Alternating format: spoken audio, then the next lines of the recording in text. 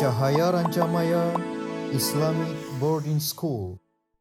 Bismillah, Assalamualaikum warahmatullahi wabarakatuh. Bab ke-6, pernikahan dalam Islam. Pelajaran pendidikan agama Islam dan budi pekerti kelas 12.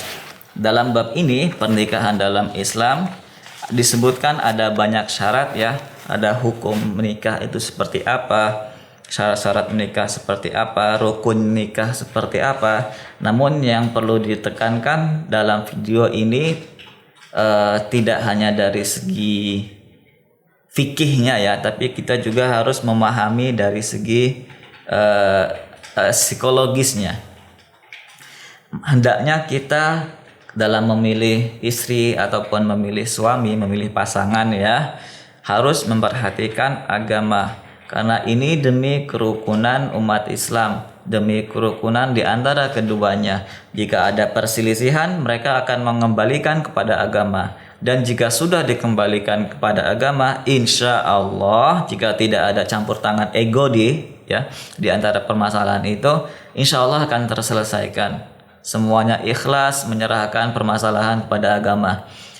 Yang perlu kita perhatikan juga bahwasanya Nabi SAW ketika istri-istrinya sedang cemburu atau sedang marah, ingat Nabi tidak pernah menasihati mereka dengan hadis. Maka salah sih kalau misalnya kita ketika istri kita atau suami kita marah misalnya atau apa, lalu kita berdalil, kamu itu kok marah terus ya, la taghdab falakal jannah. Dia menyebutkan hadis ya, jangan marah maka bagimu surga misalnya. Kita perlu stop yang seperti itu. Kita tidak boleh mengandalkan ayat atau hadis untuk dalam situasi seperti ini, karena ada seseorang yang emosi. Dan ingat Rasulullah pernah mengalami sebuah peristiwa di mana Aisyah itu cemburu. Apakah Rasulullah melakukan hadis? Tidak. Apakah Rasulullah menasihati Aisyah dengan ayat? Tidak. Ada hadis misalnya, jikalau seseorang itu boleh menyembah manusia, maka istri harus menyembah suami. Misalnya seperti itu ya. Saking istri itu harus hormat kepada suami.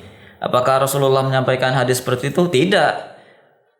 Bukan berarti kita harus menasihati dengan ayat atau hadis. Rasulullah menyadari Aisyah sedang cemburu.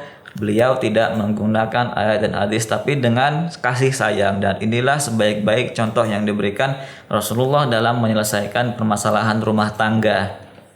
Jangan sampai kita menyebabkan menggunakan ayat dan hadis ini hingga menyebabkan ayat dan hadis dianggap sebagai momok. Jadi kamu nyebut hadis terus gitu misalnya.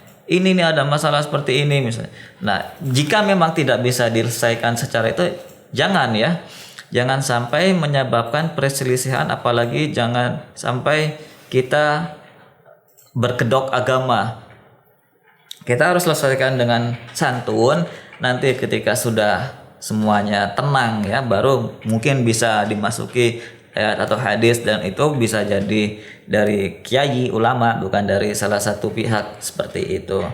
Ingat, syaitan itu ingin sekali kita bertengkar dengan pasangan kita. Syaitan itu sampai menjadikan jika suami dan istri bercerai itu adalah salah satu prestasi terbaik mereka. Kenapa?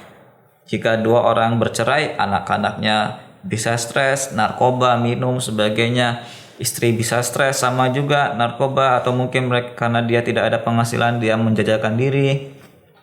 Suami karena dia stres dia melakukan perbuatan maksiat lainnya. Jadi perceraian adalah salah satu sebab yang bisa menjerumuskan manusia ke dalam dosa-dosa lain yang juga dosa besar. Oleh karena itu kita wajib menghindari perceraian, dan kita harus menjunjung tinggi kasih sayang di antara keluarga. Dan cukup untuk bab ini, pernikahan dalam hukum Islam. Bapak akhiri, assalamualaikum warahmatullahi wabarakatuh.